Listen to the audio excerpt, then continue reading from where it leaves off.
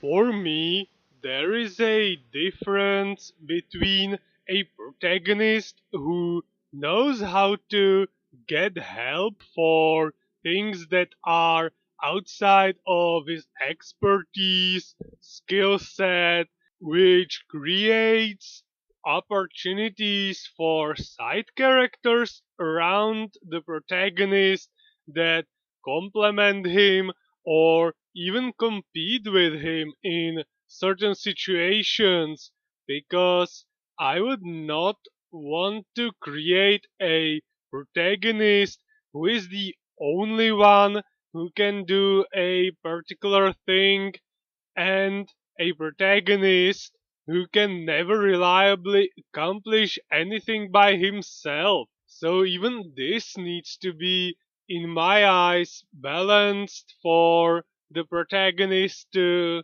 feel like a protagonist, but on the other hand also retain flaws or moments of weakness, failures, but those that are balanced by accomplishments. There is also closely connected type of a protagonist that I don't think I've ever truly encountered, an actual lone wolf. I can only imagine how difficult would it be to write a story that I would personally enjoy that completely lacks, or not completely, but mostly avoids any interactions with others, where the isolation isn't forced by certain circumstances like being stranded somewhere or being straight up unable to communicate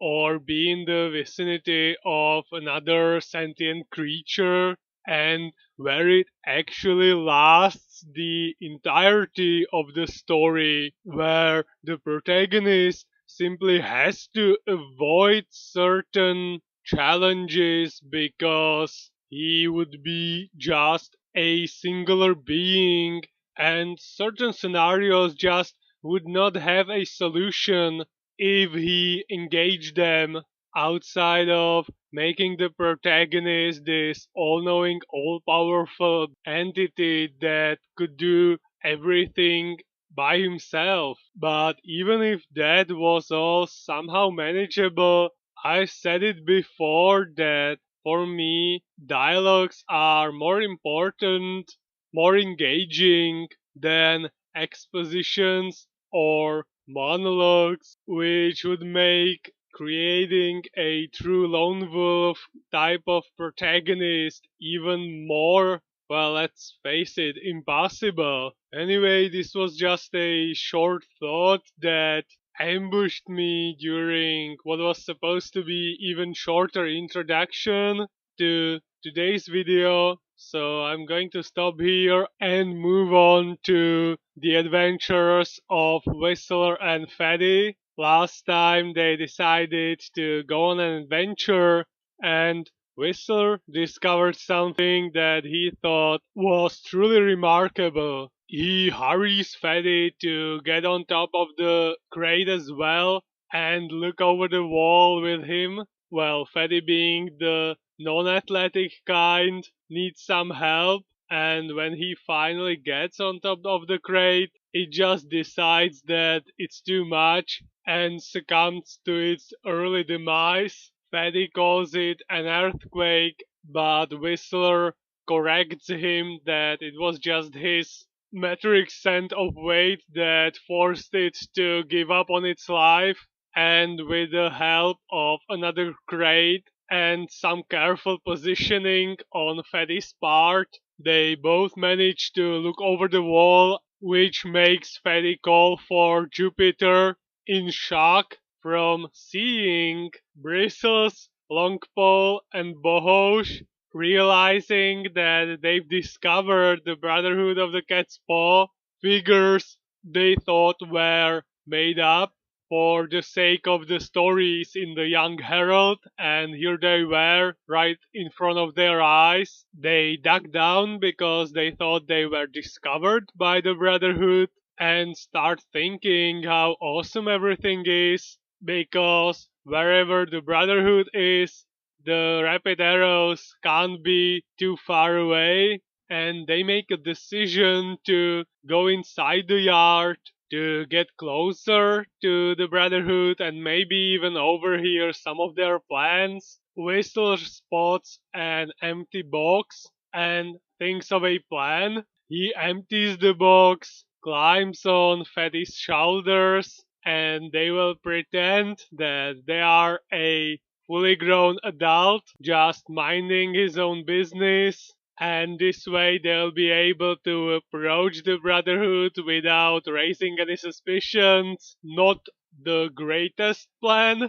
Fatty the horse is not exactly calm, and Whistler just hopes that it will somehow end well while the Brotherhood is making plans, or, well, going over a plan one last time, reminding each other of every step. When Bristles notices some weird creature tottering around the yard, they rush towards the weird figure, asking the sir who he's looking for. The upper part answers, stuttering that he's looking for the nearest train station, and the lower portion adds onto that he got lost. Longpole notices the two different voices of this weird man, and Bristles slips one of his rats underneath the box, which causes Fatty to panic, fall down, and reveal that this supposed adult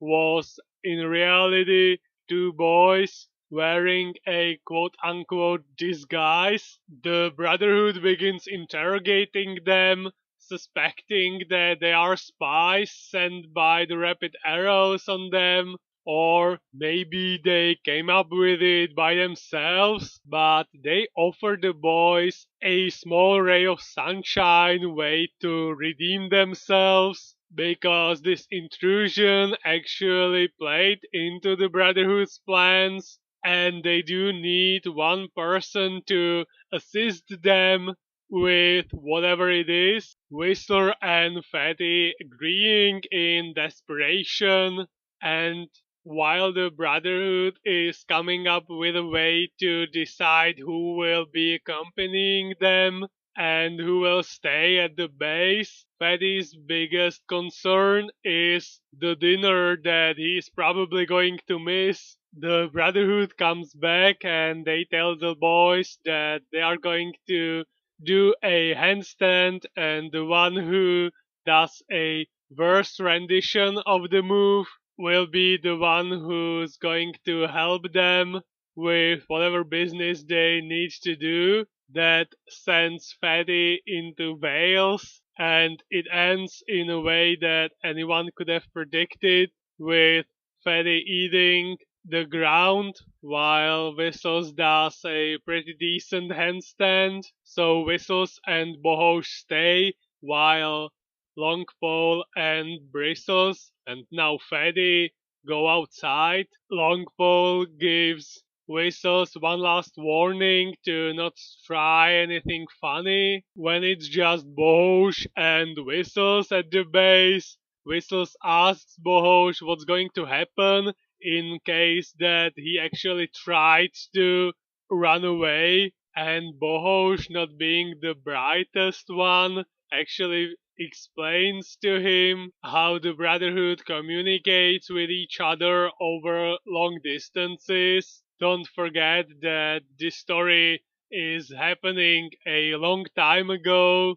Even landlines were quite rare back then. They have this system of flags and levers in the base with different colors for different situations. When Bohosh pulls the lever, it raises the corresponding flag: green, black, yellow, and white. Black one means betrayal, green is for help, yellow for danger, and white is for everything's fine. So Bosch explains that if Whistles runs away, he'll raise the black flag, Longpole will see it, and then Fatty will pay the price. Now when Whistler knows everything he needs, he knocks Bohosh down, ties him up with a rope, and ties that to a loose plank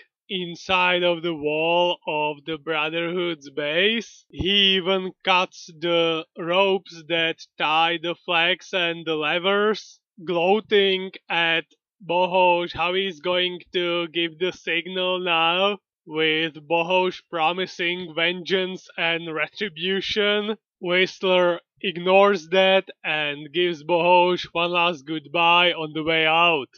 And this is where I'm going to stop.